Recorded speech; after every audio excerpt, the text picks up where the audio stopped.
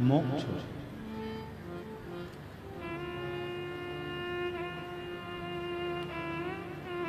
पर तमरुका जी ने कहा कि कथा तो मैं कह दूंगा, मना नहीं है, पर इसका कोई यजमान तो बने। यदि इसका कोई यजमान बन गया, इसका कोई यजमान पद ग्रहण कर लिया, तो मुझे कथा कहने में दिक्कत ही नहीं।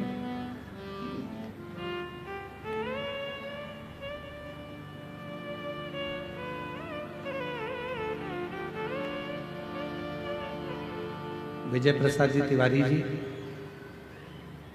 शिव महापुराण जब आप लेने के लिए आए थे कि हमारे बस्तर क्षेत्र में, दंतेवाड़ा क्षेत्र में शिव महापुराण की कथा होना चाहिए। हमारा क्षेत्र वनवासी और आदिवासियों का क्षेत्र है।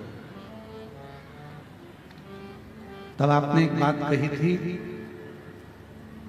हमने पूछा था कि ये कथा कौन करवाए, तो हमारे श्री विजय प्रसाद तिवारी जी बोले थे, गुरुजी मैं तो इस कथा को नहीं करा सकता, पर इतना जरूर है कि दंतेश्वरी माता इस कथा को अपने क्षेत्रवासियों के लिए जरूर।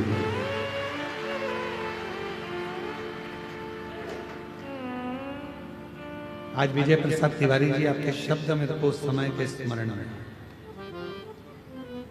किस बस्तर क्षेत्र में बहुत कम बड़ी बड़ी कथाओं के दिव्य आयोजन और भव्य आयोजन हो पाता। क्यों? एक तो शब्दों को समझना, आदिवासी वनवासी क्षेत्र में विचारों को समझना और कथा उनकी जिंदगी में उतारना बड़ा कठिन है। दूसरा, पूरे जंगल क्षेत्र में दूर दूर घर बसे होते हैं, आने जाने का साधन भी इतना नहीं मिल पाता है कि कोई बहुत संख्या में लोग पहुंचे। पर इस गिदम की पवित्र धरा पर दंतेवाड़ा क्षेत्र में जो ये कथा चल रही है, मां दंतेश्वरी की कृपा से, भगवान भोलेनाथ जी की दया से, हम तो कहेंगे वास्तवता है जो विजय प्रसाद तिवारी जी ने कहा कि इस कथा को मैं नहीं करा सकता, ना मेरा परिवार करा सकता है, इस कथा को तो केवल मां दंतेश्वरी ही करा सकती है, और वही कर, उसके सिवा कोई कर भी नहीं सकता। और कृपा की ना होती जो तुम्हारी, तो सुनी रहती अदालत तुम्हारी, गरीबों के दिल में जरा तुम छुपाते, तो किस दिल में होती इबादत तुम्हारी, दया की न होती जो आदत तुम्हारी। अगर मेरे शिव कृपा ना करते, अगर मेरे बाबा करुणा ना करते, अगर मेरे बाबा दया ना करते, तो फिर ये कथा होना बहुत मुश्किल। शिव महापुराण की कथा की शुरुआत ही 16 संस्कार से।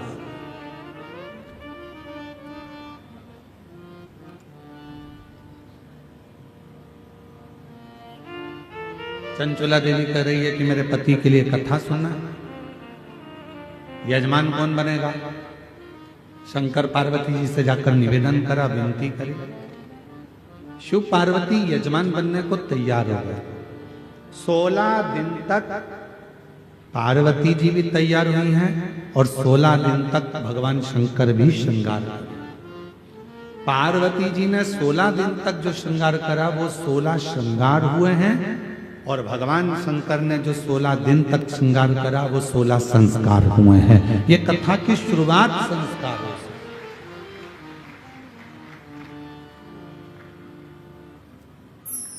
इसलिए शायद शिव महापुराण की कथा कहती है कि शरीर से ज्यादा सुंदरता संस्कारों में होती है।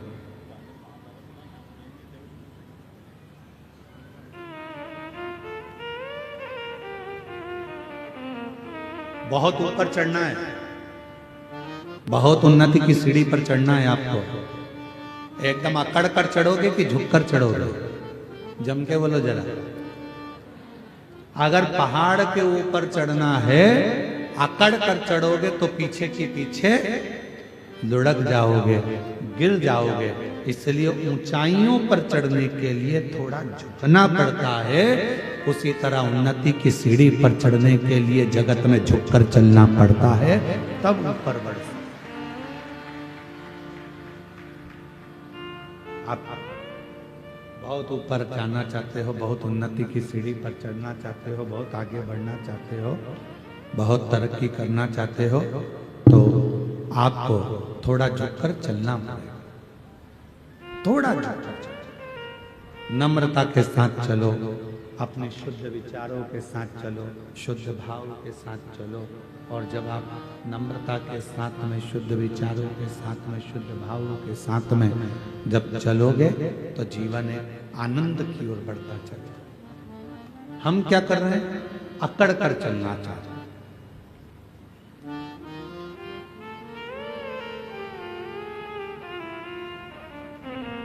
ये जितनी अकड़ की चीजें हैं ना, ये बहुत दर्द देती है। ये पांव ज्यादा अकड़ते हैं तो दर्द देते हैं, हाथ अकड़ते हैं तो दर्द देते हैं, ये पीठ अकड़ती है तो दर्द देती है, पंजा अकड़ता है तो दर्द देता है।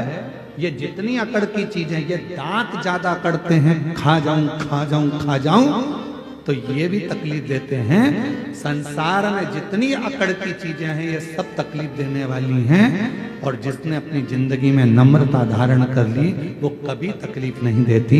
जैसे हमारी जिह्वा नम्रता रखती है, नम्र भाव रखती है, इसलिए वो कष्ट नहीं देती है, वो कष्ट का नहीं देती। उसमें नम्रता है, नम्रता का भाव है उसके अंदर, वो नम्रता के अंतर्गत रहती है, उसके अंदर नम्रता है। नम्र रहो। शरीर की सुंदरता इतनी श्रेष्ठ नहीं है जितनी संस्कारों की सुंदरता। संस्कारों की जितनी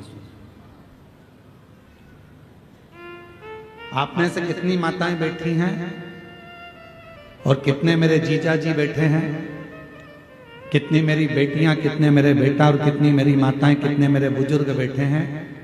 आपके घर के बच्चे सुबह उठकर आपको प्रणाम करते हैं।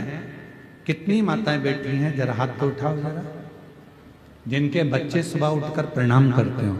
मम्मा प्रणाम, धोक लगाई, प्रणाम किया, नमन किया, उठते से ही हर हर महादेव बोला, जय श्री राम बोला, जय श्री कृष्णा बोला, जय मां दंतेश्वरी बोला, श्री शिवाय नमस्तुभ्यम बोला, कुछ भी बोला।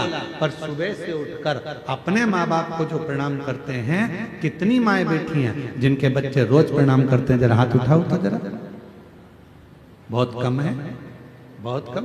रखो हाथ नीचे। आज से नियम बनाओ, अपने बच्चों को थोड़ा झुकाना चालू करो। जो बांस, जो बांबू गीला होता है, नम होता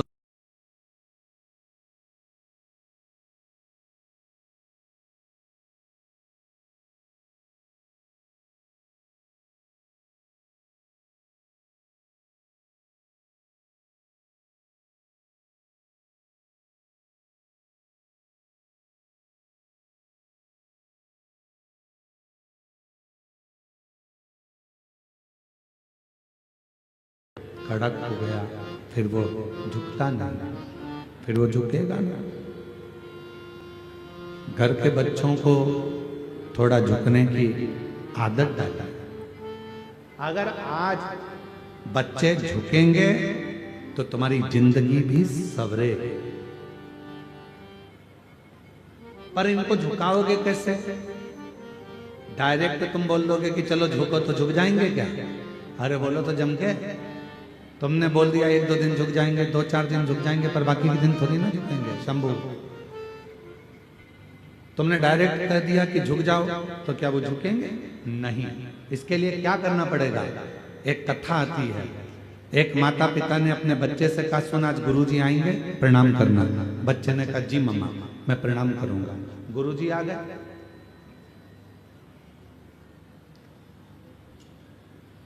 पिताजी ने कहा चलो गुरुजी को प्रणाम करो। बच्चे ने कहा नहीं करना। क्यों? तू तो कह रहा था कि मैं गुरुजी को प्रणाम करूंगा, फिर क्यों नहीं करना? मेरे को नहीं करना। पिताजी ने समझाया, बेटा अपने गुरुजी हैं, प्रणाम कर। नहीं कर रहा। पिताजी ने 2 थप्पड़ दिए रखकर, अपने गुरुजी और प्रणाम नहीं कर रहा, नहीं कर रहा। थोड़ी देर बाद माँ ने समझाया, बेटा अपना गुरुजी हैं, प्रणाम करो।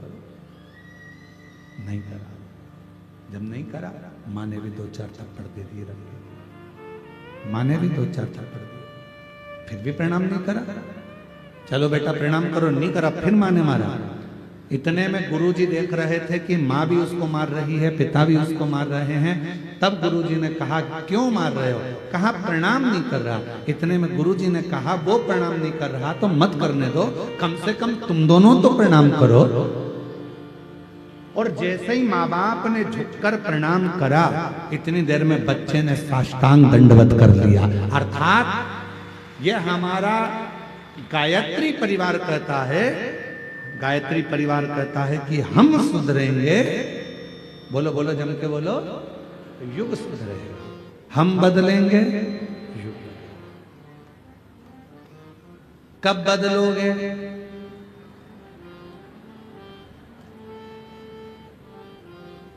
अरे बोलो तो जम के। कब से? पक्का? क्या करोगे? पहले तुम्हारे घर के बड़ों के आगे झुकना प्रारंभ करो, तो तुम्हारी औलादें तुम्हारे आगे झुकना प्रारंभ करेंगी। हम झुकेंगे तब कोई झुकेगा, हम नहीं झुकेंगे तो कोई नहीं झुकेगा।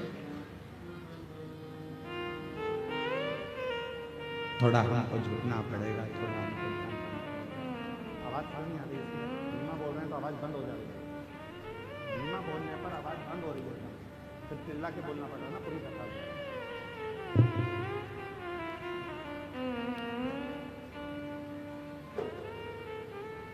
जब हम झुकेंगे तो आने वाली पीढ़ी झुकेगी, और हम नहीं झुकेंगे तो वो झुकने वाली नहीं। इसलिए शरीर और संस्कार दोनों ही बड़े प्रबल हैं। शरीर की सुंदरता से ज्यादा जरूरी है संस्कारों की सुंदरता।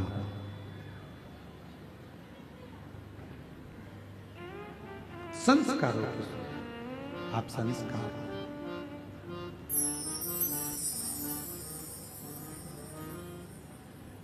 और महादेव नमन चरणों में स्वीकार कीजिए, सबका किया है मेरा उद्धार कीजिए, उद्धार कीजिए। है त्रिपुंडधारी, हे त्रिशूलधारी, हे त्रिपुंडधारी, हे त्रिशूलधारी। चरणों में तेरे बाबा जी पावन है चारों धाम। चरणों में तेरे बाबा जी पावन है चारों धाम। तेरी देव करते वंदना, पूजे है सीताराम। तेरी देव करते वंदना, पूजे है जाए पूरी कामना, हो जाए पूरी कामना। उपकार कीजिए सबका किया है, मेरा भी उद्धार कीजिए, उद्धार कीजिए। हे त्रिपुंडधारी, हे त्रिशूलधारी। अपने घर के बच्चों को संस्कार दो। शरीर की सुंदरता से ज्यादा जरूरी है संस्कारों की सुंदरता।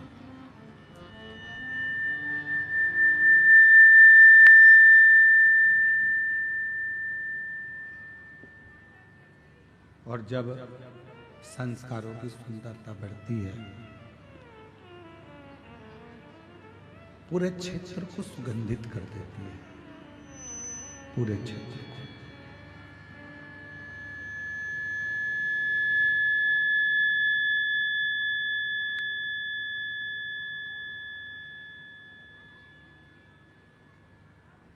संस्कारों की सुंदरता केवल घर तक सीमित नहीं रहती है। संस्कारों की सुंदरता पूरे क्षेत्र को, समाज को, अपने रिश्ते को, अपने नातों को, अपने कुटुंब को, सबको श्रेष्ठ बना देती है, सबको श्रेष्ठ। देखिएगा जरा महापुराण का एक कितना सुंदर व्याख्यान है। सूर्यदेव के पुत्र हैं श्री शनि महाराज, और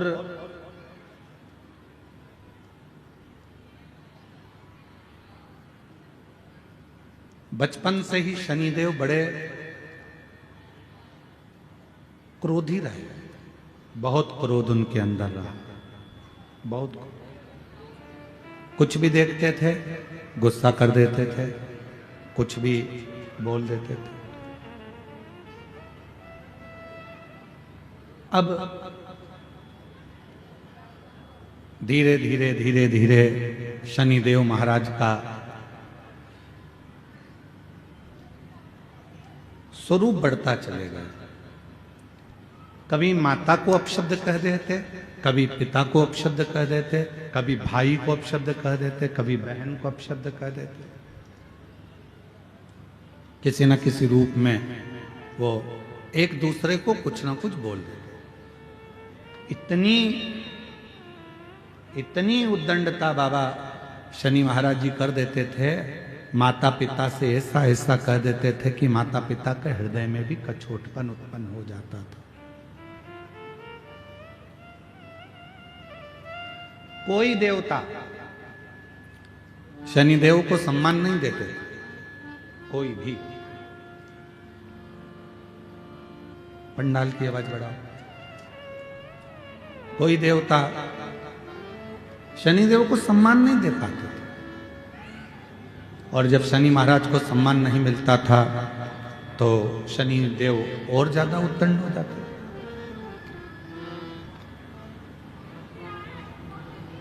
अब केवल शनि महाराज की कथा मत सुनो, अपने घर के बच्चों को भी देखो।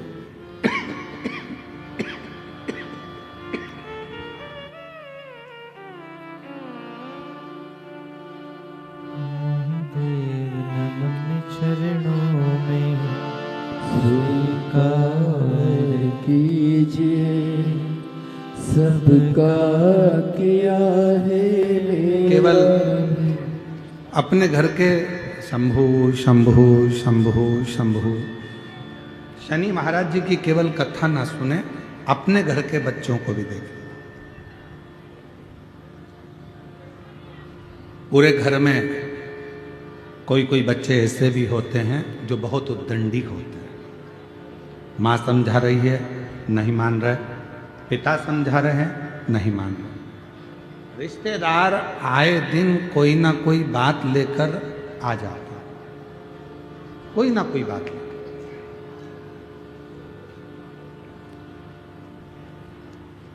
कोई ना कोई खबर लेकर रिश्तेदार आ जाते हैं। अब उस बच्चे पे एक समय ऐसा आता है ना माँ ध्यान देती है, ना पिता ध्यान देते हैं, ना कोई रिश्तेदार ध्यान देता है। सबको मालूम है कि ये उद्दंडी है, उस पर लोग ध्यान देना बंद कर देते हैं। पर शिव महापुराण की कथा कहती है जो बच्चे ज्यादा उद्दंडी होते चले जाते हैं, नहीं सुन रहे, नहीं मान रहे, तो निवेदन है उनको हाथ से छोड़ो मत, उन पर ध्यान देना छोड़ो मत, बल्कि उन पर ज्यादा ध्यान दो। और होता है, हमने कई स्कूलों में देखा है, जो अच्छे पढ़ने वाले बच्चे होते हैं, अच्छे पढ़ने वाले बच्चे होते हैं, बहुत विद्वान बच्चे होते हैं, तो उनको सबसे आगे वाली रो में रखते हैं। बोलो बोलो, सही है कि गलत है? आप देखिए बड़े बड़े स्कूलों में, प्राइवेट स्कूलों में, अन्य स्कूलों में, जो बच्चे पढ़ने में सबसे ज्यादा होशियार हैं उनको सबसे आगे की लाइन में रखा जाता है। फिर उससे जो पढ़ने में थोड़े कमजोर हैं उनको पीछे की लाइन में रखते हैं। फिर उससे भी ज्यादा जो पढ़ने में कमजोर है उसको तीसरी लाइन में रखते हैं। फिर उससे भी ज्यादा जो कमजोर हैं उसको लास्ट आखिरी की लाइन में रखते हैं। बोलो जम के, सही है कि गलत है? पर होना क्या चाहिए? जो पढ़ने में होशियार है, पहले से उसमें बुद्धि अच्छी है, तो उसको तुम्हारे ध्यान केंद्रित करने की जरूरत ही नहीं है, इसको करो पीछे। और जो पढ़ने में होशियार नहीं है, जो जानता नहीं है, जो पढ़ना जानता नहीं है, उसको रखो आगे। तो टीचर हो तुम, बार बार टोकोगे, समझाओगे, देखोगे, ध्यान दोगे, तो जो नहीं पढ़ने वाला भी है वो भी एक दिन पढ़कर अव्वल निकल सकता है, आगे बढ़ सकता है। पर टीचरों ने करा क्या? एक उल्टी रीति अपनाई। जो पढ़ने में होशियार है ए नंबर में, जो पढ़ने में कम होशियार है वो बी नंबर में, जो पढ़ने में और कम होशियार है वो सी नंबर में, और जो पढ़ने में एकदम गड़बड़ है वो डी नंबर में। सबसे आखिरी में उसको बिठाया जो पढ़ने में होशियार है ही नहीं। पर जरूरत क्या थी? उस बच्चे को पढ़ाना है तुम्हें। टीचर का मतलब क्या हुआ? शिक्षक का मतलब क्या हुआ? आप एक अच्छे शिक्षक हैं और अच्छे टीचर हैं, और आपका स्कूल इतना अव्वल में चल रहा है, तो वहां जरूरत किसको है? जो पढ़ने में होशियार कम है उनको होशियार बनाने की, जो पढ़ने में कमजोर हैं उनको मजबूत बनाने की, जो पढ़ने में एकदम डल हैं उनको प्रखर बनाने की। पर प्रत्येक जितने भी स्कूल हैं प्राइवेट, जितने भी स्कूल हैं, सारे स्कूलों में एक नियम आ गया, अच्छे पढ़ने वाले बच्चों को आगे रखो और जो बिल्कुल पढ़ने में डल हो उनको पीछे रखो। नियम होना चाहिए जो बिल्कुल डल हैं उसको आगे रखो, जिससे पीछे से पढ़ने वाले बच्चे भी उसको प्रेशर देंगे, इधर से तुम प्रेशर दोगे, तो दोनों के बीच में वो बच्चा पढ़कर एक ना एक दिन कलेक्टर, एसपी, आईजी, डीआईजी और कमिश्नर बनकर बैठ सकता है। पर हमारे स्कूलों में दूसरा क्रम कर दिया, पढ़ने वाला सबसे आगे। वो तो पहले से ही पढ़ने में होशियार है, तो उसको तो तुम्हें कुछ बताने की जरूरत ही नहीं पड़ेगी। शिक्षक को, टीचर को मेहनत किसके साथ करना पड़ती है? जो एकदम डल है, पढ़ने में कमजोर है, उसके लिए जरूरत है।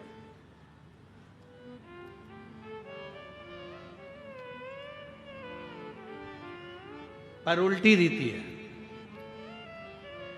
सारे अच्छे पढ़ने वाले आगे बैठ जाओ, खुश। अब जो बिल्कुल डल है, पढ़ने में कमजोर है, वो पीछे क्या करेगा? उसको तो मालूम है सर इसी को रिस्पांस दे रहा है, इसी को आगे देख रहा है, इसी को स्टूडेंट का सब करता धरता बना दिया, इसी से पूछते हैं, इसी को बताते हैं, इसी को लिखाते हैं, इसी को आगे करते हैं, तो वो बच्चा और उद्दंड होते चले जाता है। फिर वो पढ़ता भी नहीं है, ध्यान भी नहीं देता। ये शिक्षक की जरूरत है कि उस बच्चे को अव्वल कैसे बनाना है, ये शिक्षक की जरूरत है उसको श्रेष्ठ कैसे बनाना है, ये शिक्षक की जरूरत है उसको उज्जवल कैसे बनाना है, उसके भाग्य को कैसे प्रबल करना है, कैसे उज्जवल बनाना है, ये शिक्षक।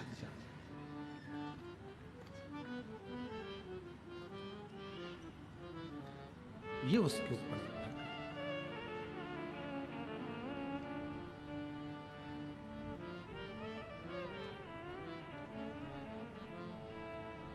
स्कूल में एडमिशन देना है,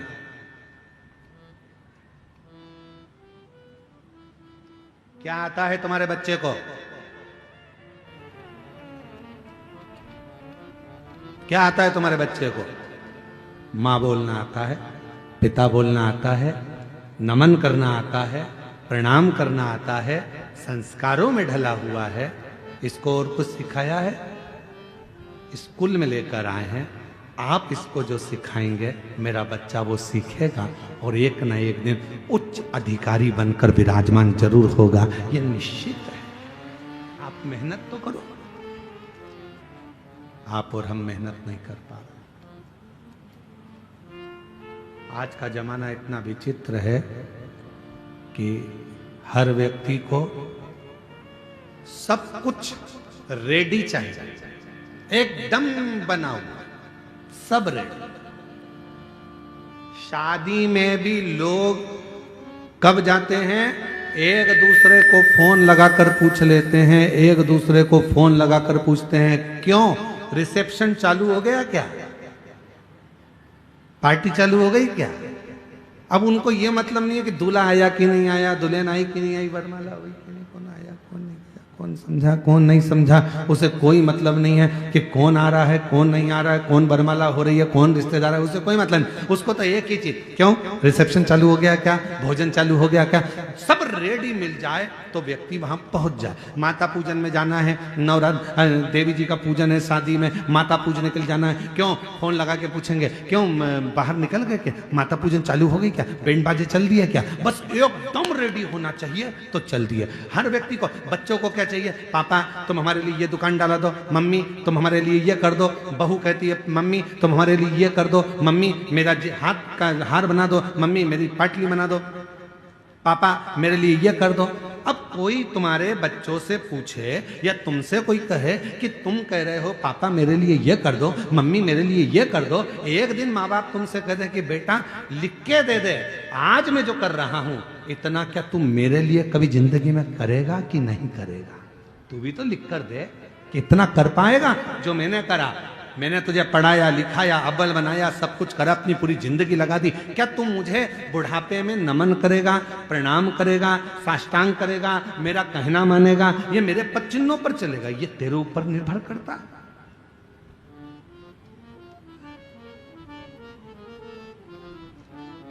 और हम वंचित हैं, वंचित।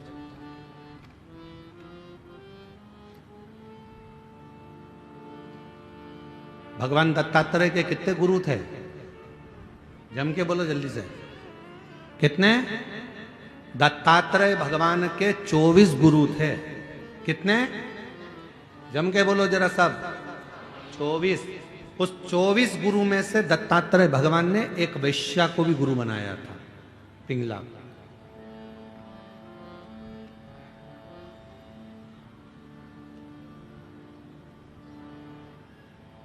दत्तात्रेय भगवान के 24 गुरु में से एक गुरु दत्तात्रेय भगवान पिंगला वैश्या को भी बनाते। पूछा दत्तात्रेय भगवान से कि ये आपने पिंगला को गुरु क्यों बना लिया, आपके 24 गुरु में से पिंगला को गुरु आपने बनाया? हाँ, क्यों? दत्तात्रेय भगवान ने कहा एक बार ये पिंगला मुझे दिखी और मैंने इस पिंगला को देखा, ये श्रृंगार कर कर तैयार होकर श्रृंगारित होकर शाम के समय दरवाजे पर जाकर बैठ गई, खिड़की में से पुरुषों को देखने लगी, कोई आएगा मेरी सुंदरता को देखकर मेरी ओर आसक्त होगा, कोई मेरे पास में आएगा, मेरे पास में चला आएगा। वो पिंगला देख रही थी, वो पिंगला, पर कोई आया नहीं, कोई दिखा नहीं।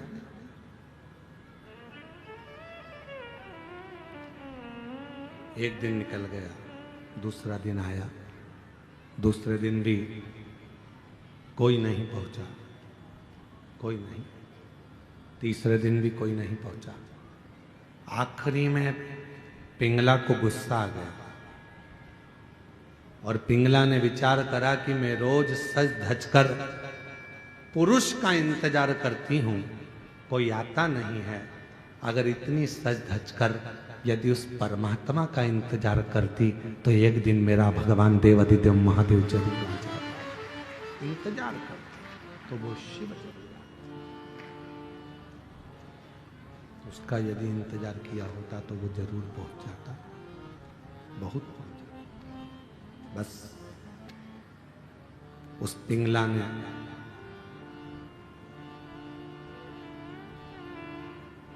वेश्यालय को छोड़ दिया, बैठ गई एक नदी के तट पर और देव अधिदेव महादेव की आराधना में डूब गई, साधना में डूब गई। अब वो पुरुष को अपनी ओर नहीं खींच रही है, अब वो पुरुष को अपनी ओर लेकर नहीं आ रही, अब वो परमात्मा को अपनी ओर लेकर आ रही। तो दत्तात्रेय भगवान ने 24 गुरु में से एक गुरु पिंगला वैश्या को बनाकर यह उपदेश दिया है, ये ज्ञान दिया है, ये बताया है कि आप जो कुछ भी श्रृंगारित हो, आप जो कुछ भी करो, घर में अगर भोजन भी बना रहे हो तो अपने पति के लिए, अपने बच्चों के लिए बना रहे हो तो ये सोचकर बनाए कि मैं अपने पति या अपने बच्चों के लिए नहीं,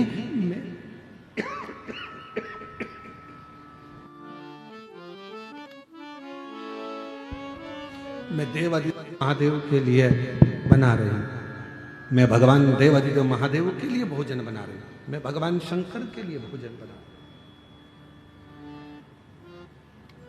भगवान शिव के लिए भोजन बना रही हूं।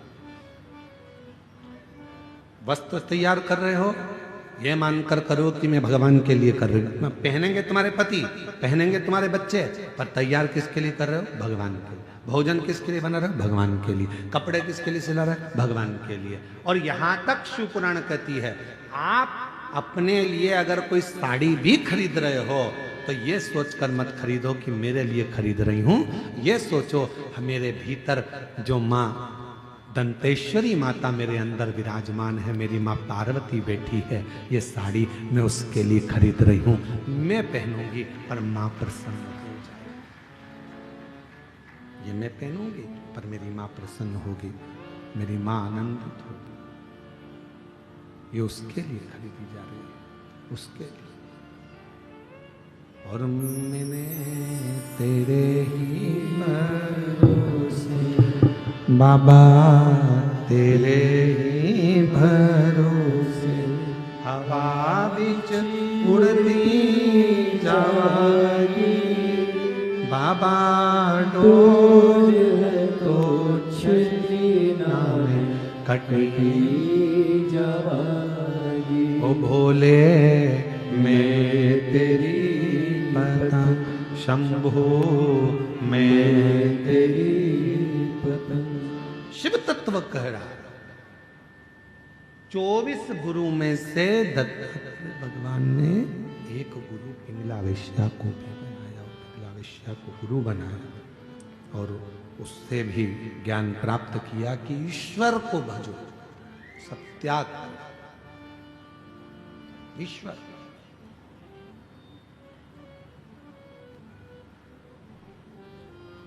जरा उत्तर दीजिएगा आप लोग सभी,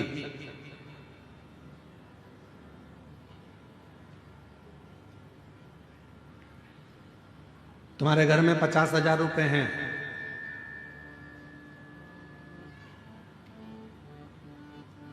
कोई बीमार पड़ गया घर के अंदर, हॉस्पिटल लेकर चले गए, इलाज चालू हो गया, दवाइयां भी आने लगी, गोलियां भी आने लगी, हॉस्पिटल का खर्चा भी निकलने लगा, सब कुछ।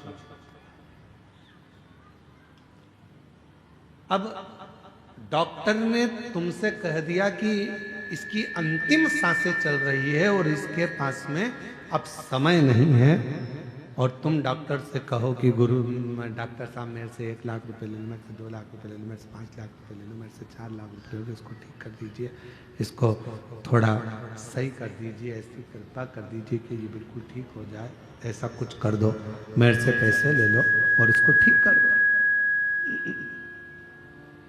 भगवान भोलेनाथ कृपा करो, इसको ठीक कर दो, मेरे से 2 लाख रुपए ले लो, 5 लाख रुपए ले लो, परंतु इसको ठीक कर दो। अब उस जगह पर पैसा काम नहीं आएगा, उस जगह पर तुम्हारा धन काम नहीं आएगा। डॉक्टर कहेगा मेरा काम मैं कर रहा हूं, दवाइयां भी दे रहा हूं, इंजेक्शन भी लगा रहा हूं, बोतल भी चढ़ा रहा हूं, सारी तैयारी कर रहा हूं, पर ये पैसा अब यहां काम नहीं आ रहा। अब तो यहां क्या काम आएगा? तो शास्त्र कहता है धन कमाना सरल है, पैसा कमाना सरल है। किसी के यहां जाकर मेहनत करोगे 200-500 रुपए दे देगा। कोई दुकान पर काम करोगे 200-500 रुपए दे देगा। हमाली करोगे 200-500 रुपए मिल जाएगा।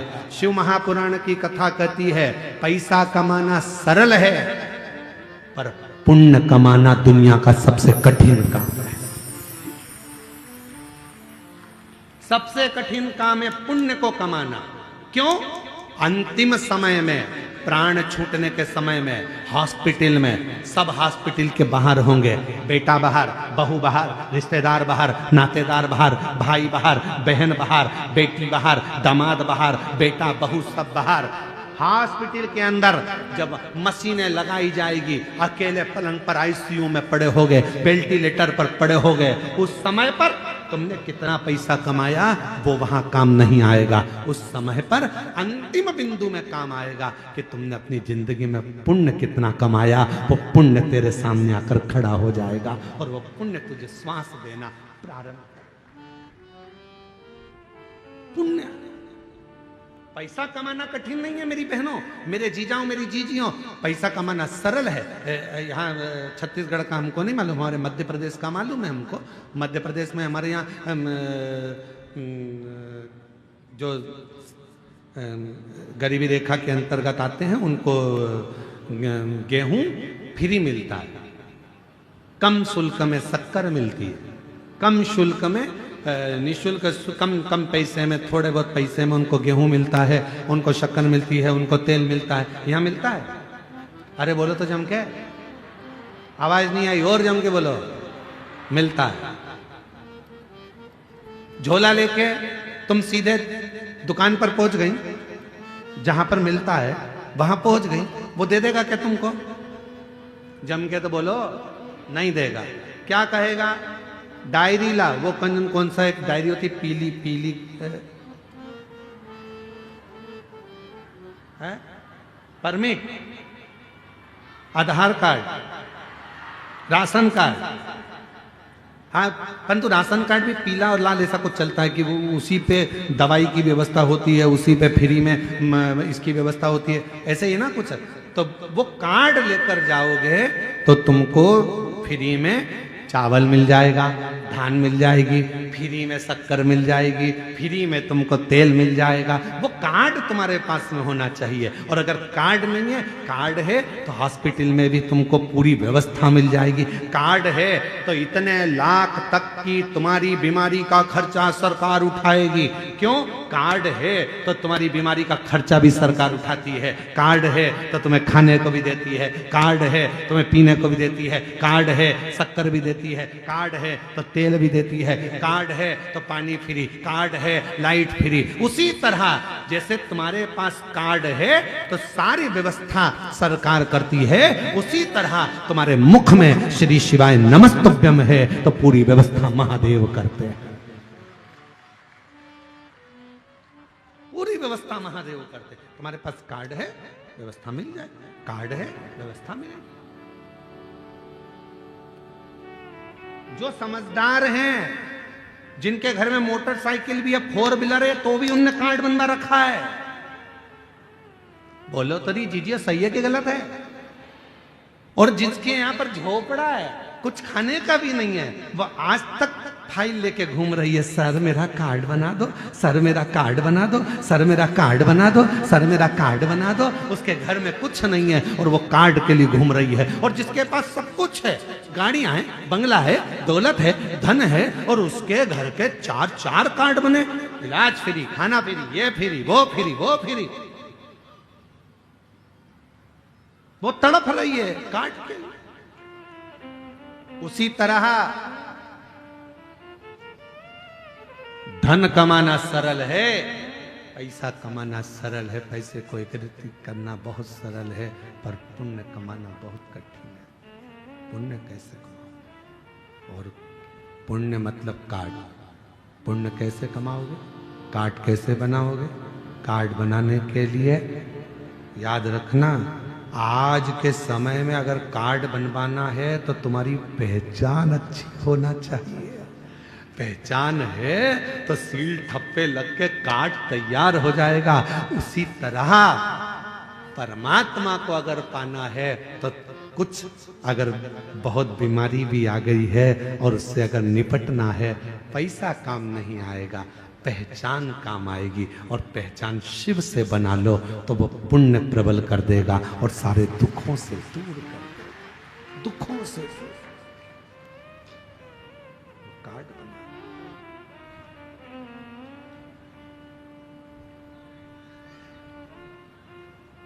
बहुत दिन हो गए शिव से बिछड़े, बहुत दिन हो भोले से बिछड़े, भोले से बिछड़े, शंभू से बिछड़े, भोले से बिछड़े, शंभू से बिछड़े, भोले से बिछड़े, शंभू से बिछड़े, भोले से बिछड़े, शंभू से बिछड़े, बहुत दिन हो गए भोले से बिछड़े, बहुत दिन हो गए भोले से बिछड़े, बहुत दिन हो गए भोले से बिछड़े, बहुत दिन हो गए भोले से बिछड़े। पैसा मूल्य नहीं है,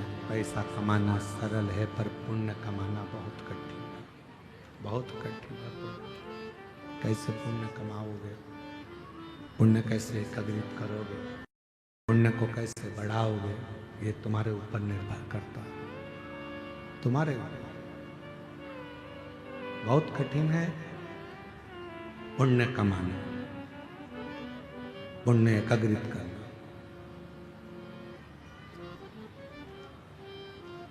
सारे तीर्थ में जाने के लिए धन की जरूरत पड़ती है। सारे तीर्थ में जाने के लिए धन की जरूरत पड़ती है। सारे तीर्थ जाने के लिए पैसे की जरूरत पड़ती है। सारे धाम तीर्थ जाने के लिए धन की जरूरत पड़ती है।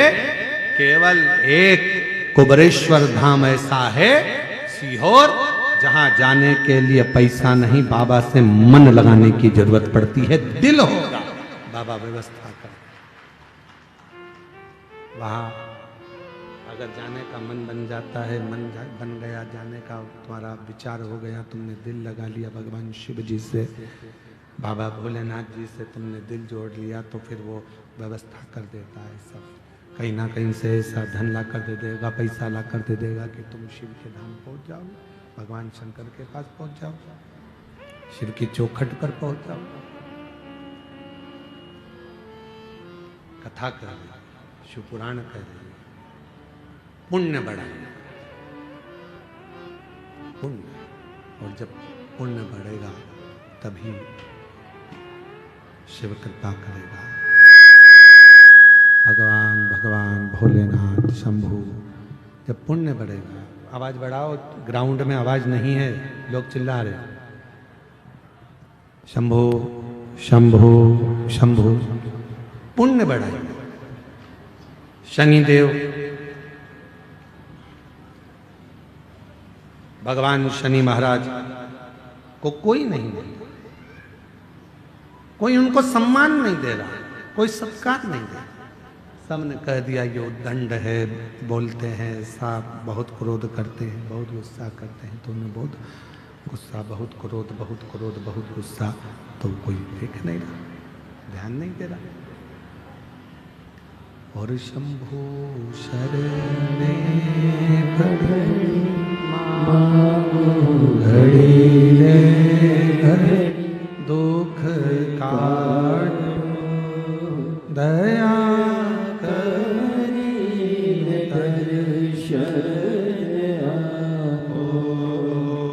शंभू शरण पड़ी मांगो घड़ी रे घड़ी दुख का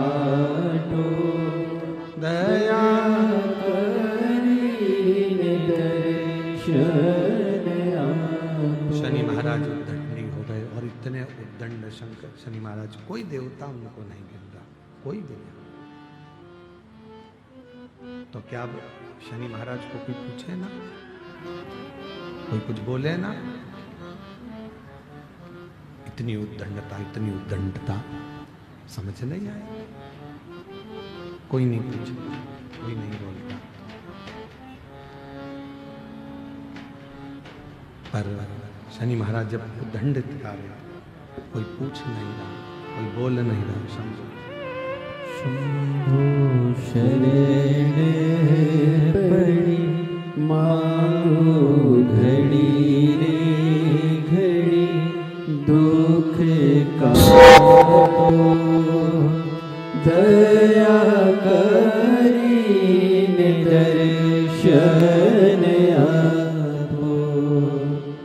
शंभो शरण पड़ी मांगो घड़ी रे घड़ी, दुख काटो दया करी दर्शन आपो।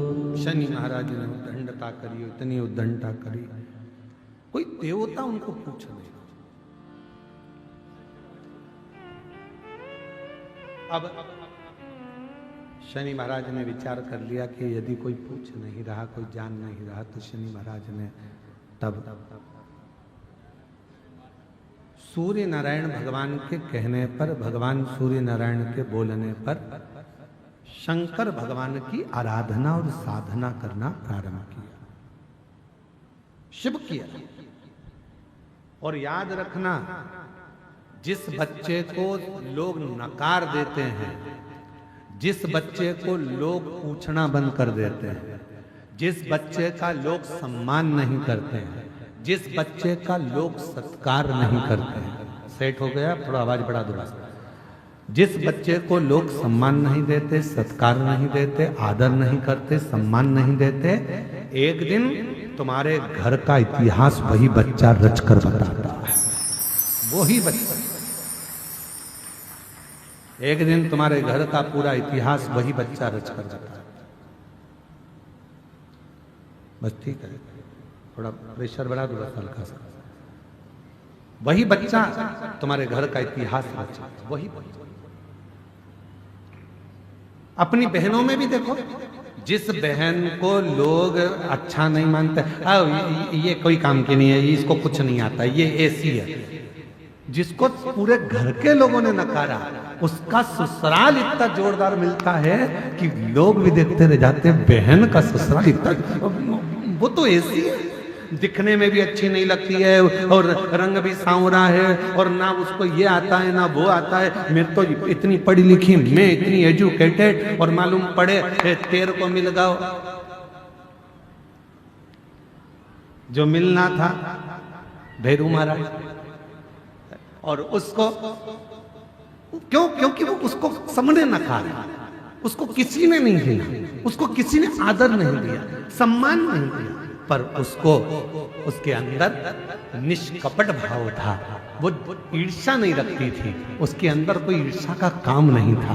तो वो भगवान के भजन में और भगवान की भक्ति में डूबी रहती थी, उसको कोई मतलब नहीं था। और वही हुआ, आखिरी में उसको परमात्मा ने साथ दे दिया, आखिरी में भगवान ने उसको साथ दे दिया, आखिरी में परमात्मा उसका साथ।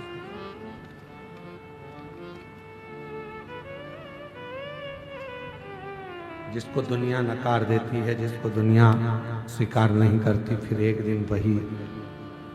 दिन वही कुछ अच्छा कर दिखा, कुछ अच्छा। शनि महाराज के पिताजी ने, सूर्य भगवान ने कह दिया, शनि तुम एक काम करो कि तुम्हें कोई नहीं पूछता तो तुम भगवान शिव की आराधना करो, और मेरी बेटियों, बेटाओं, मेरी जीजियों, मेरे जीजाओं, मेरे भाई, मेरे माता पिता, बुजुर्गों के चरणों को नमन कर कर कहता हूं, जब पूरे घर के लोग आपको नकार दें, मेरे बुजुर्ग माँ बाप से भी निवेदन है, तुम्हारे घर के बच्चे, तुम्हारी बहुएं भी अगर तुमको ना पूछें उनसे भिड़ने की, लड़ने की जरूरत नहीं है। आप एक काम करो, चुपचाप रहकर शंकर जी का श्री शिवाय नमस्तुभ्यम भजना प्रारंभ करो। एक दिन मेरा भोला बाबा ऐसा समय लाएगा कि जो तुमको नकार रहे हैं, एक दिन तुम्हारे चरणों में बैठकर तुमसे ज्ञान प्राप्त करेगा। आप उसको बचो, आप उसका स्मरण करो, आप उसकी भक्ति करो। बोलबम का नारा है, प्रेशर बढ़ाओ, प्रेशर बस, बाकी साउंड सिस्टम ठीक है, प्रेशर बढ़ा दो, बाहर का भी और अंदर का। बाकी के आप उस पर बस छोड़ दो, उस परमात्मा पर सर्वस्व छोड़ दो, वो संभाल। बहुत दिन हो गए भोले से बिछड़े, बहुत दिन हो गए भोले से बिछड़े, भोले से बिछड़े, शंभू से बिछड़े, भोले से बिछड़े, शंभू से बिछड़े, बहुत दिन हो गए भोले से बिछड़े, बहुत दिन हो गए भोले से बिछड़े।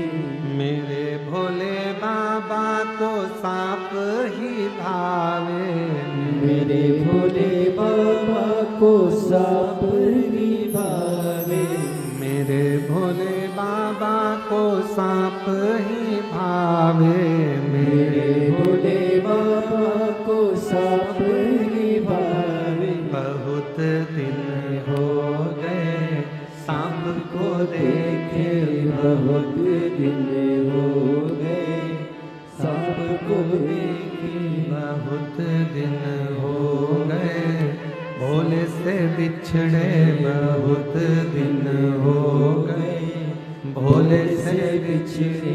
बस उससे प्रार्थना करना प्रारंभ कर दो, फिर वो स्वीकार कर लेगा, फिर वो स्वीकार। और मेरे बच्चों, जो जितने छोटे छोटे बच्चे बैठे हुए हैं, जितनी मेरी बेटियां छोटी बैठी हुई हैं, तुमको घर के लोग नकार दें, ये किसी काम की नहीं, इसको थोड़ा सा भी काम बताओ तो करती नहीं है, इसको कुछ भी बोलो करता नहीं है, सब नकार रहे हैं, सब अपशब्द कह रहे हैं। तुम टेंशन मत लेना, बाबा के आश्रित होकर उसकी भक्ति करना। बाल्य अवस्था से शनि महाराज ने शंकर भगवान की अविरल भक्ति करना प्रारंभ कर। शिव की भक्ति के बिना शनि महाराज एक पल नहीं रहते। 12 ज्योतिर्लिंग में एक ज्योतिर्लिंग काशी का विश्वनाथ मेरे शनि महाराज ने स्थापित करा है। इतनी अविरल भक्ति शनि महाराज की शिव के प्रति, इतनी अविरल भक्ति।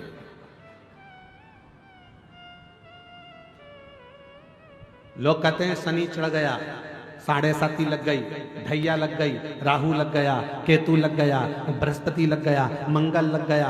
शिव महापुराण की कथा कहती है कोई भी ग्रह लग जाए, घर में से 1 लोटा जल भरो, शिव जी पर जल चढ़ाना प्रारंभ करो, सारे ग्रह अनुकूल हो जाएंगे। तुम्हारा कोई भी ग्रह प्रतिकूल नहीं हो सकता, कोई ग्रह तुम्हें तकलीफ नहीं दे सकता, सब तुम्हारे अनुकूल हो।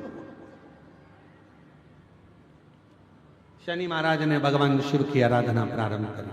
अब शंकर की आराधना से क्या मिलता है, तो अब शनि महाराज की जिंदगी कैसे पलट रही है जरा देखिए। शिव जी की जैसे जैसे आराधना करना प्रारंभ करी, उसी समय पर राजा चित्ररथ ने देखा शनि महाराज को, तो शनि महाराज को देखकर राजा चित्ररथ ने अपनी बेटी का विवाह शनि महाराज के साथ कर दिया, अपनी बेटी का।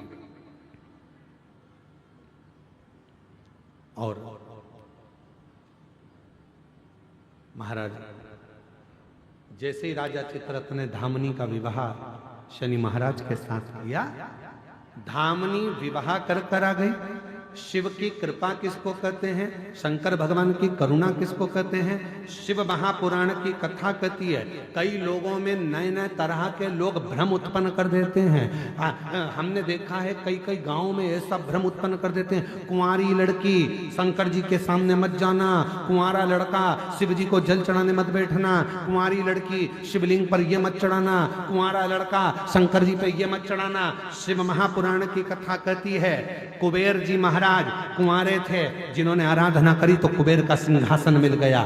ध्यान रखना, लंकापति रावण जब मंदोदरी से शादी नहीं करे, कुंवारे थे, शिव की आराधना करी तो सोने की लंका मिल गई।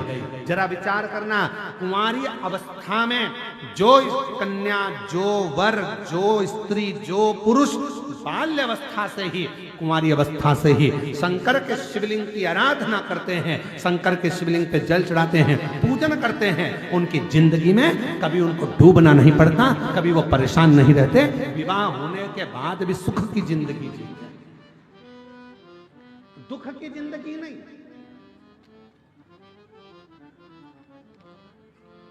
अरे बचपन में पोलियो की दवाई पी लो तो जवानी और अधेड़ी और बुढ़ापा अच्छा निकलता है। और पोलियो वाले भी रोज चिल्ला चिल्ला कर कहते हैं, बोलो, बोलते कि नहीं बोलते, जन्म लिए बच्चे से लेकर 5 वर्ष तक के बच्चे को पोलियो की दवाई निःशुल्क पिलाई जाएगी। पोलियो की दवाई पियो वरना हाथ पैर से विकलांग हो जाओगे। बोलो, बोलते कि नहीं बोलते, अरे जम के तो बोलो, बोलते हैं ना। क्या बोलते हैं, जन्म लिए बच्चे से लेकर 5 वर्ष तक के बच्चे को पोलियो की दवाई निःशुल्क पिलाई जाएगी, नहीं पियोगे तो हाथ पैर के विकलांग हो जाओगे। उसी तरह शिव महापुराण भी कहती है, जिसका जन्म नहीं हुआ, जो गर्भ में पड़ा है, गर्भ में जो बैठा है, उससे लेकर जो मर रहा है उस तक के व्यक्ति को शिव पुराण की कथा सुनाई जाएगी। पोलियो की दवाई नहीं पियोगे तो हाथ पैर से विकलांग हो जाओगे, शिव पुराण नहीं सुनोगे तो अपने सनातन धर्म से विकलांग हो जाओगे, सनातन धर्म तक नहीं पहुंच पाओगे, उसको समझ नहीं पाओगे, अपने संस्कारों को नहीं जान पाओगे, अपने सनातन भाव को नहीं समझ पाओगे, और अन्यथा एक दिन टूट कर गिर जाओगे, कहीं अन्य धर्मों में पहुंच जाओगे।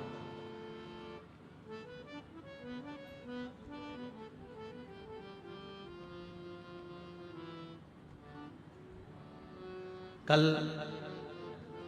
हमारे तिवारी जी किसी को मिलाने के लिए लेकर आए थे शाम के समय, तो उनमें से एक व्यक्ति ने प्रश्न किया,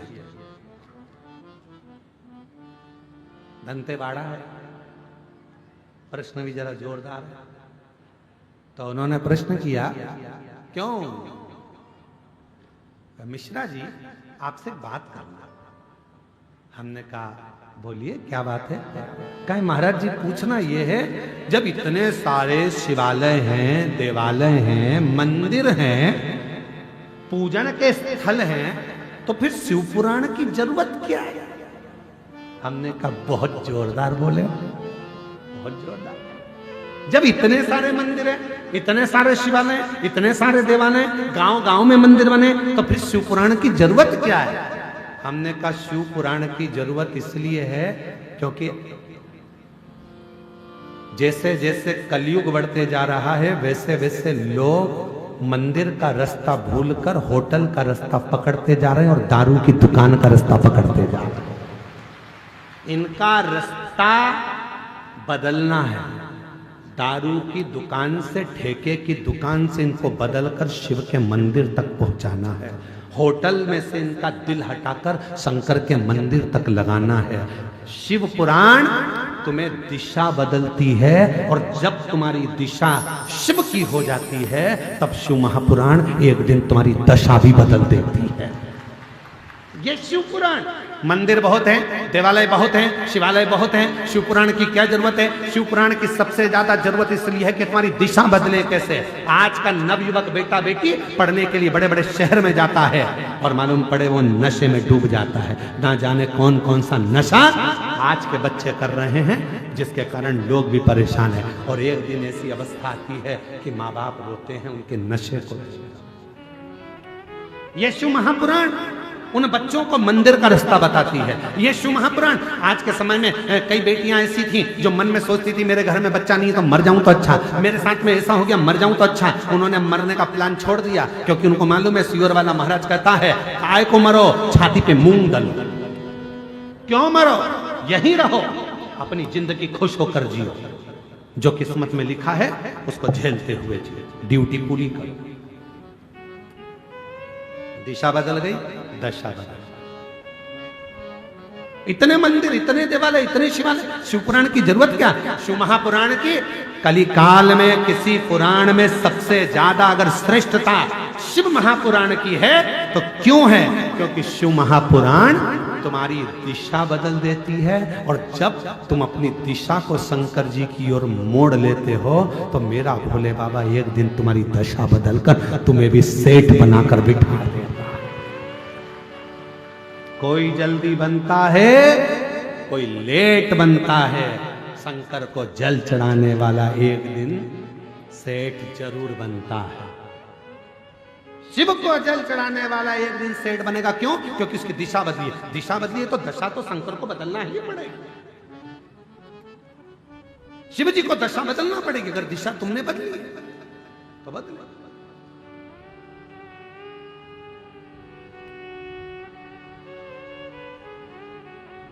एक पत्र है, अच्छा है, देखिए।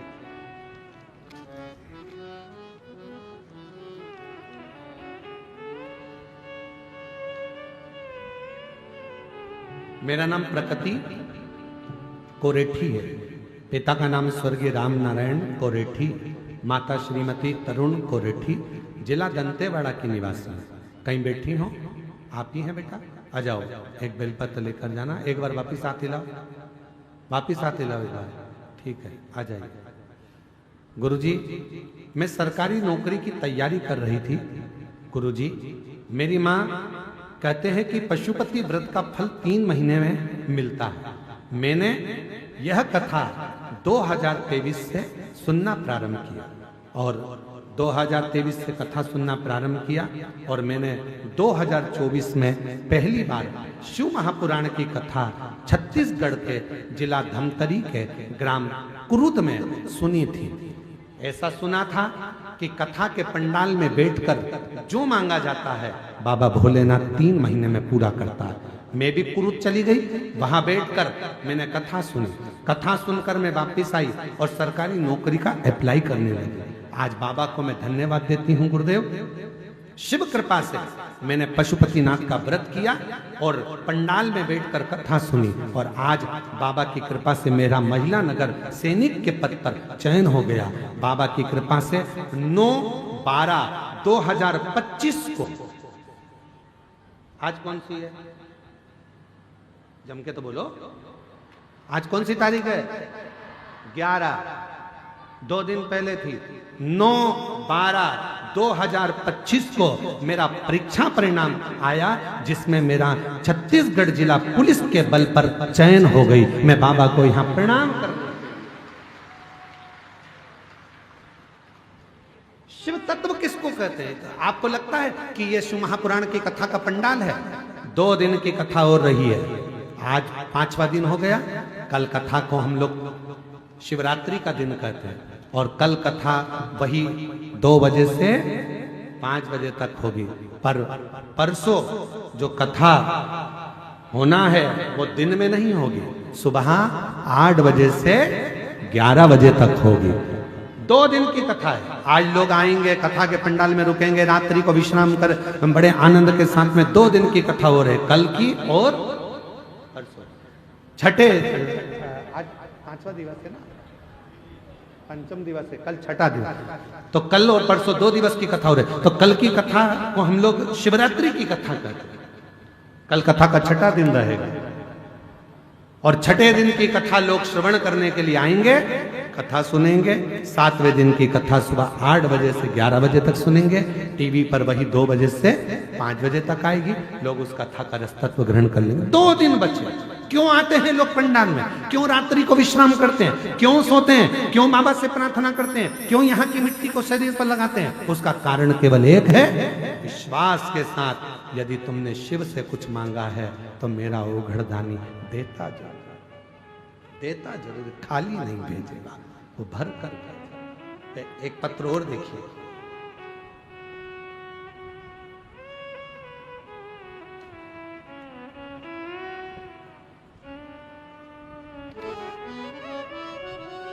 मेरा नाम अनीता शर्मा है, मैं दंतेवाड़ा की रहने वाली हूँ गुरुदेव।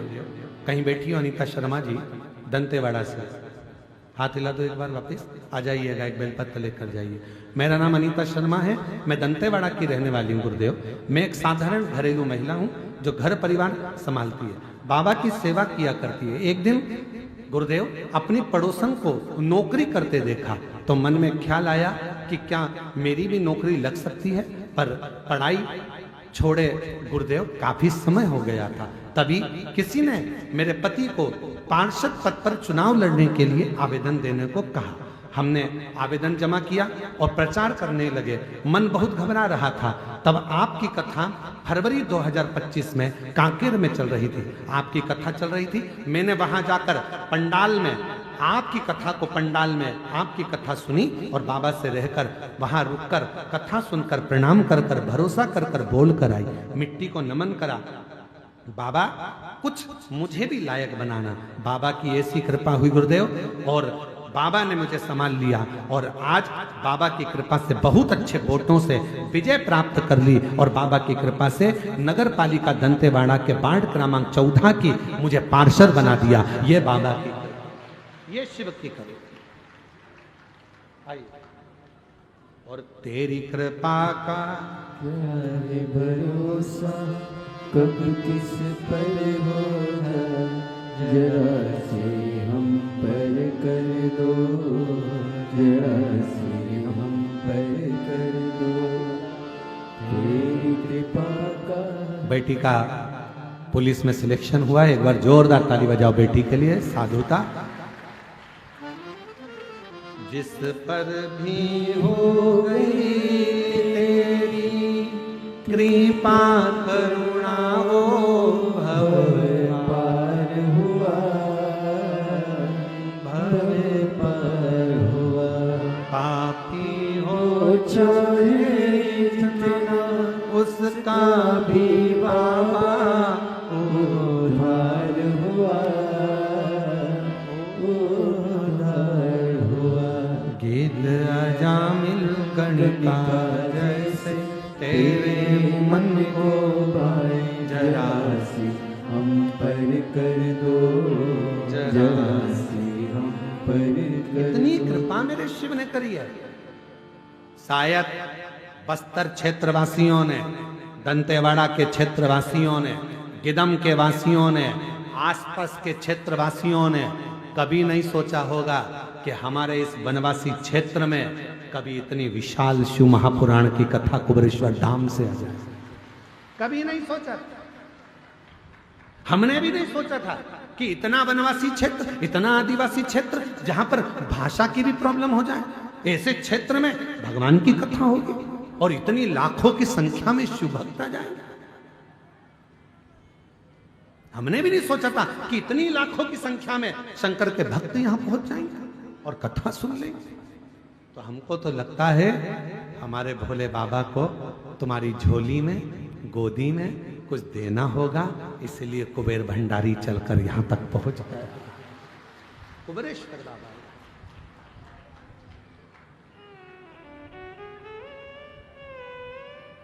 शिव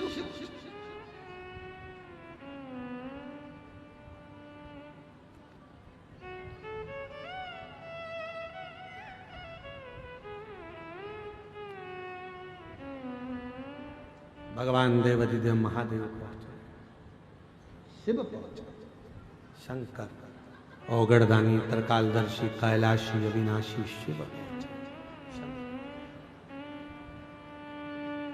मेरी जीजियों, मेरे जीजाओं, सबसे ज्यादा किस्मत वाले तो तिवारी परिवार तो है। विजय प्रसाद जी को मैं साधुवाद दूं, पूरी समिति को साधुवाद दूं, पर साथ में सबसे ज्यादा किस्मत वाले तो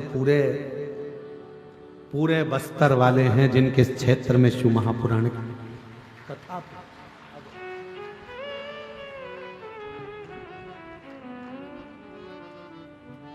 जो जैसी पावना हो वैसा ही फल पाया, नहीं खाली उसे जोरदार ताली बजाओ। पार्षद बनी है शिव की कृपा से, बाबा की कृपा से। हिम्मत, कोई जल्दी बनता है, कोई लेट बनता है, शंकर को जल चढ़ाने वाला एक दिन से जरूर बनता है। थोड़ा समय लगेगा। शिव के मंदिर जाते रहो। लोग कहते हैं गुरुजी इतने मंदिर, इतने शिवालय, इतने देवालय, शिव पुराण की जरूरत क्या? हमारा निवेदन है, जिस गांव में, जिस क्षेत्र में, जिस एरिया में शिव महापुराण की कथा पहुंचती है, उस गांव का, उस क्षेत्र का, उस एरिया का भगवान कुछ ना कुछ कल्याण करने वाले होते हैं, इसलिए पहुंचती, नहीं तो पहुंचती ही नहीं, पहुंचे ही नहीं। और भगवान से प्रार्थना कर कर जाओ। आप लोग जिस जिस गांव से आए हो, जिस जिस नगर से आए हो, जिस जिस शहर से आए हो, प्रार्थना कर कर जाना, बाबा हमको इस लायक बनाना कि हम भी अपने गांव के लोगों के साथ में मिलकर 8-10 लोग मिल जाएंगे और हमारे शहर में, हमारे नगर में भी हम शिव महापुराण की कथा करवाएंगे। ऐसी कृपा हमारे ऊपर करो। इस लायक बनाना। पैसा कमाना सरल है, पर पुण्य कमाना कठिन है। कमा लो ये पुण्य, अपनी जिंदगी में कुछ अच्छा कर कर चले जाओ, कुछ सत्मार्ग बताकर। आज इस कथा के होने से ना जाने कितने वनवासी, आदिवासी जो कभी कुबेरेश्वर धाम नहीं जा पाए, तो मेरा कुबेर भंडारी उनसे मिलने के लिए यहाँ आ गया। इससे बढ़कर और क्या चाहिए? क्या चाहिए?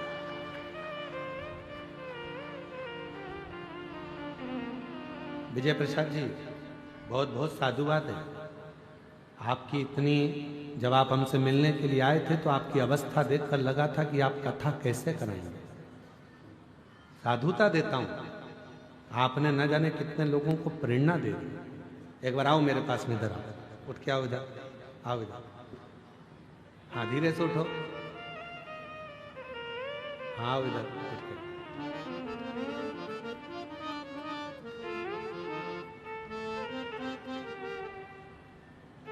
ना जाने कितने लोगों को प्रेरणा दी है बुजुर्ग व्यक्ति ने, कितनों को, कि हिम्मत अगर है तो शिव तुम्हारे साथ कदम से कदम मिलाकर चलता है। ये बुजुर्ग ने प्रेरणा। ये जब ये आए थे,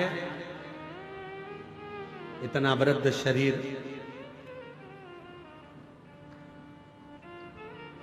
एक बात आप लोगों को बताएं, उत्तर दें।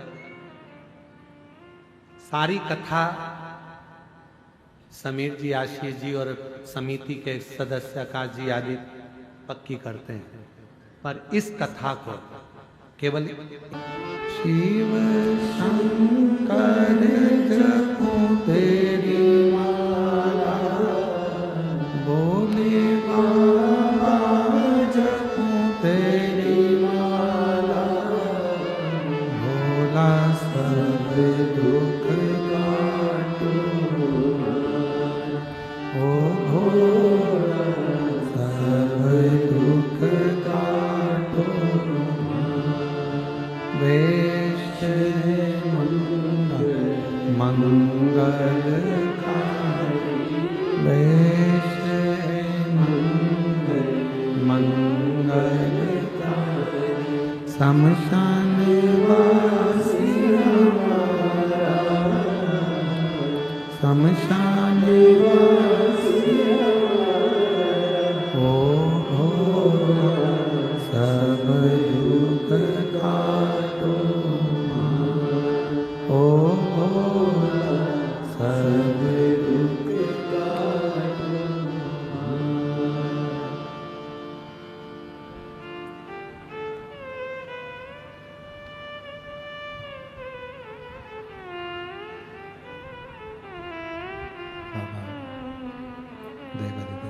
भगवान शिव, ओगरदानी, त्रिकालदर्शी, कैलाशी, विनाशी, भगवान शंकर की पवित्र कथा कहते, शिव महापुराण की कथा वर्णन कर रही है।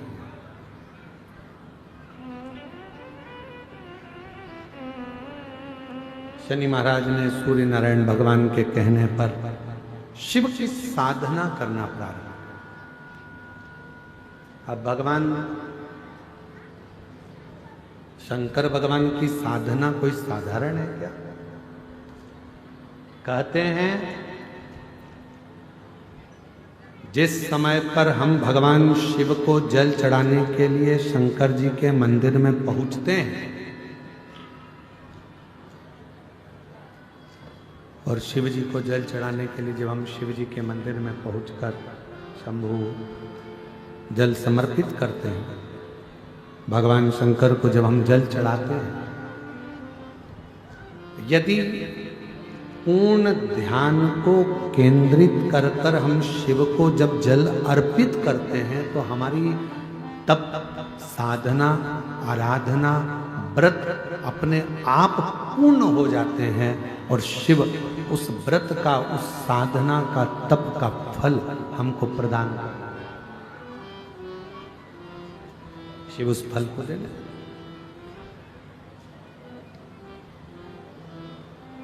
बोल बम का नारा है, जम के बोलो जरा, बोल बम का नारा है, सारी समस्या का हल, श्री शिवाय नमस्ते। शनि महाराज ने नियम बना लिया शिव जी की आराधना करने का, साधना करने का, पूजन करने का, और इतनी तप साधना में शनि महाराज जी डूब गए कि भगवान ने उन पर कृपा करना प्रारंभ कर दी। जिसने शिव की दिशा को स्वीकार कर लिया, जिसने भगवान शंकर की दिशा को स्वीकार कर लिया, जो शिव की दिशा की ओर अग्रण्य हो गया, मेरे भोले बाबा ने एक ना एक दिन उसकी दशा को बदल दिया। दशा को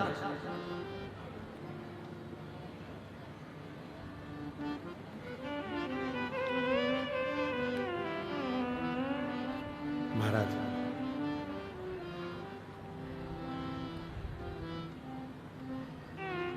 शिव जी ने कृपा करना प्रारंभ कर दिया। राजा चित्ररथ ने शनि महाराज जी को देखा और शनि महाराज जी को देखकर राजा चित्ररथ ने अपनी कन्या धामनी का विवाह शनि महाराज के साथ पक्का कर दिया।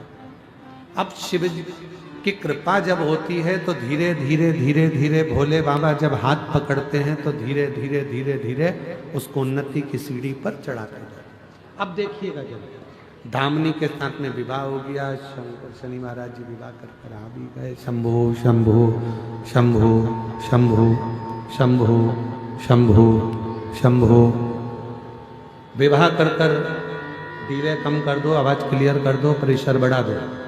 शंभु शंभु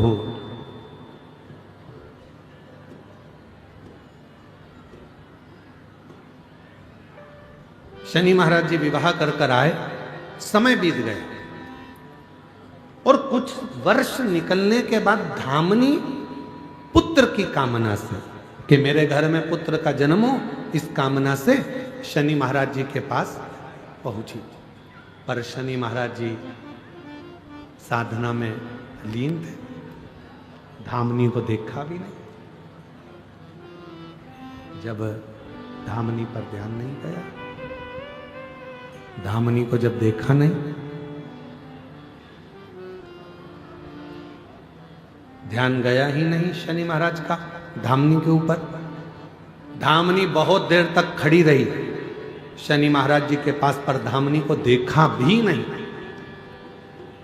क्रोध आ गया धामनी को।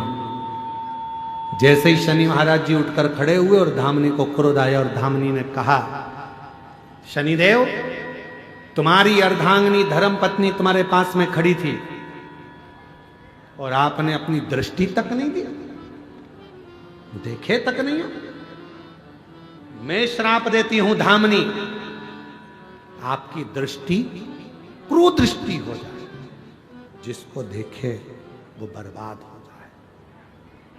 जिस पर तुम्हारी दृष्टि पड़े वो बर्बाद हो जाए। जैसे ही